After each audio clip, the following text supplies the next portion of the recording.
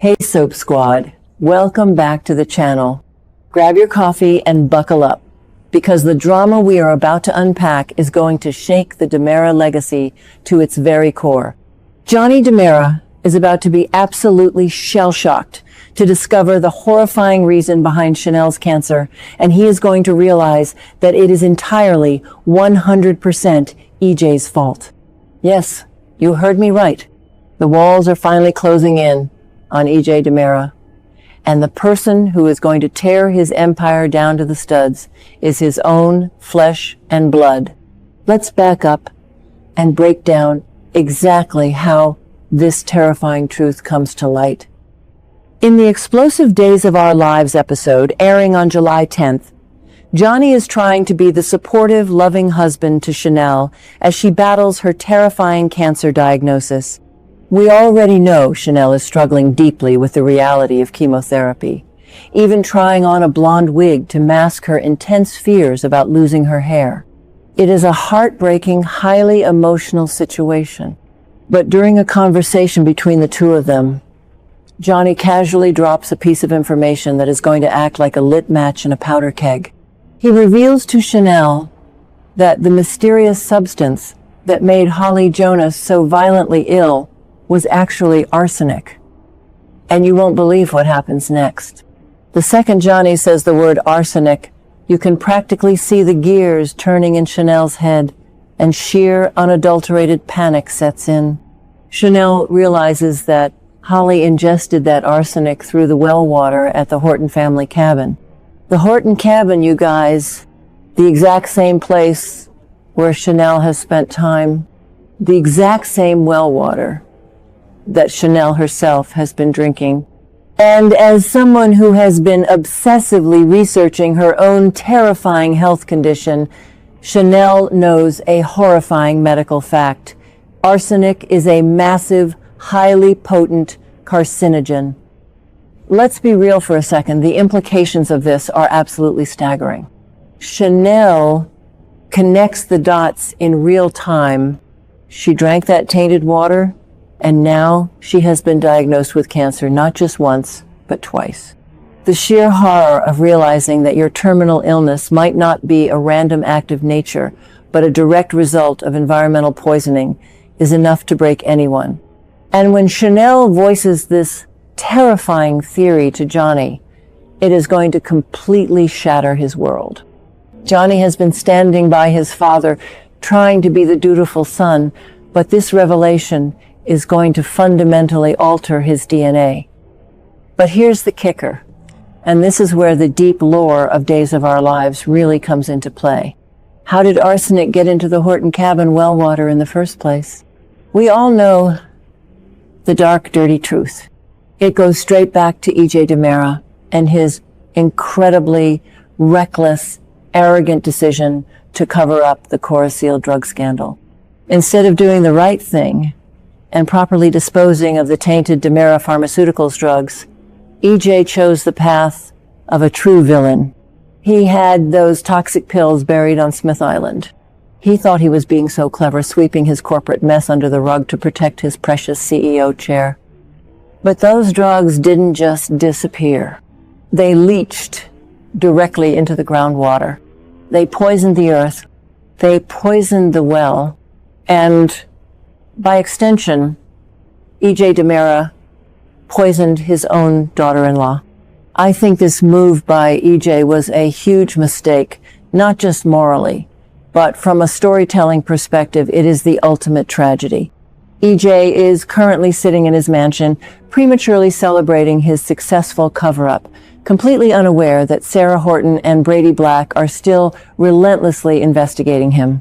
But Sarah and Brady are going to be the least of his problems. When Johnny fully grasps that his father's ruthless corporate greed is the potential cause of his wife's cancer, there is going to be hell to pay. Johnny has actively helped EJ cover up aspects of this pharmaceutical scandal. He has blood on his hands by association, and the guilt is going to eat him alive. A lot of fans think that Johnny will just yell at EJ and eventually forgive him because family is family. But I actually think the exact opposite. I firmly believe this is the point of no return for Johnny DiMera. We are about to witness the most explosive, emotionally devastating father-son confrontation in recent soap opera history. Johnny is going to back EJ into a corner and unleash years of pent-up rage. He is going to give EJ the absolute thrashing of a lifetime, screaming at him for playing God with people's lives. EJ's arrogance has finally cost his son the woman he loves, and Johnny is going to completely turn his back on his father. The golden boy is done playing the loyal soldier. Now, we have to look at this objectively for a moment. There is a slight debate to be had about the actual timeline here.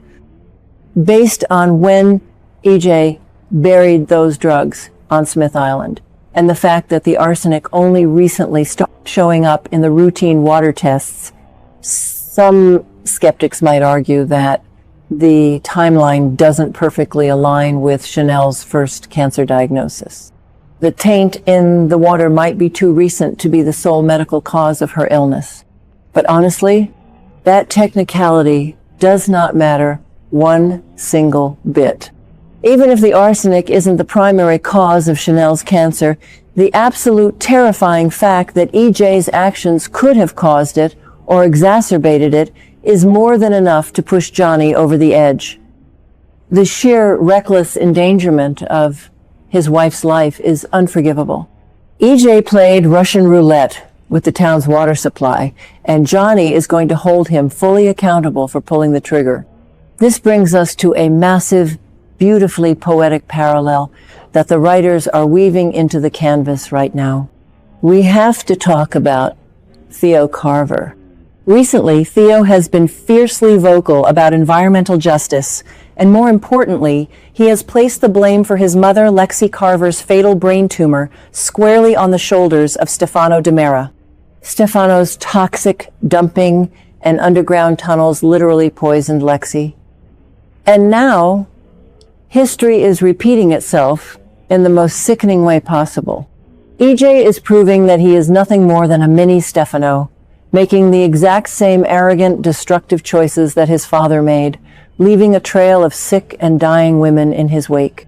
I am absolutely predicting a massive team-up between Johnny and Theo. Think about how incredible this dynamic would be.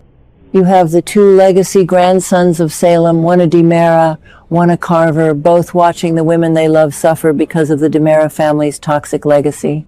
Johnny is going to deeply empathize with Theo's agonizing pain over Lexi. I fully expect Johnny to join forces with Theo to completely dismantle EJ's empire from the inside out. Theo already has the wealth and the motivation to fund a corporate war, and with Johnny providing the inside intel on EJ's cover-ups, EJ won't stand a chance. It is the ultimate poetic justice. EJ DiMera has spent his entire life believing he is the smartest man in the room, untouchable and supreme. But his hubris has finally blinded him.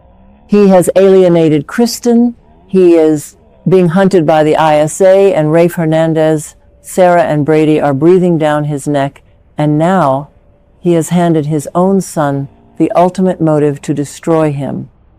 Johnny is done covering for the DiMera sins. The realization that EJ's toxic cover-up at Smith Island might be the reason Chanel is fighting for her life is the ultimate catalyst for change. I am so incredibly invested in this storyline because it hits every single emotional beat that makes a soap opera great. It has corporate espionage, deep family betrayal, a heartbreaking medical crisis, and a rich connection to the show's historical lore. Johnny stepping out of EJ's shadow to protect Chanel is the character growth we have been begging for. EJ is about to lose everything: his company, his freedom, and most importantly, his son. And honestly, I am entirely here for his downfall. EJ deserves every single ounce of karma coming his way, and I cannot wait to watch Johnny deliver the final blow.